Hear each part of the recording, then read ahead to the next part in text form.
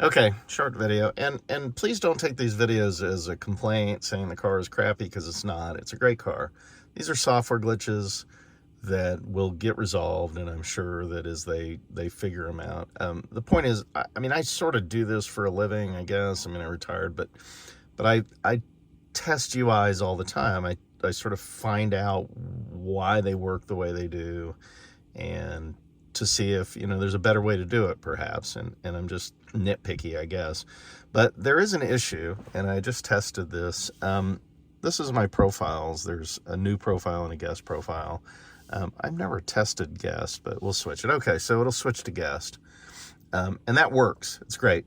Fine, works. Not counting my seat position issue. But and all the settings work with that, as long as you have it set to automatically update the profile, seat settings, etc.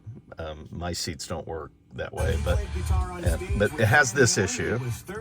So the volume sort of automatically goes back up or something, even though you may have it down. And if I leave it down like this and I switch the profile, I'm going to switch it back to myself, and the volume will go back up. And I don't know why it goes back up. I was down when we started the video and all that. But there's a setting in here, and I'll show it to you. So there's two issues here. Okay, so see, the volume just went back up. And that probably shouldn't happen. It should be set at the previous volume, whatever you were at when you switch profiles. So in the profile screen here, access and profiles, there's this switch here, and it basically just says automatically load preferences. Now, if you don't have that set, it's not going to move anything. Your mirrors are going to stay exactly where they were when you switched. Meaning that whatever previous profile you were on, if the mirrors were in a specific position, or if the steering wheel was in a specific position, if the seat was in a specific position, except for my car, then it's going to stay all the same unless you check that button. And if you check that button, then it should all move according to whatever the profile settings are. But that's not really the point of this video. The point is, these settings here will allow me to switch right now. But if you're on a phone call, they will not work at all. And I'm assuming when I say if you're on a phone call, if you're on a phone call and you're connected to the car.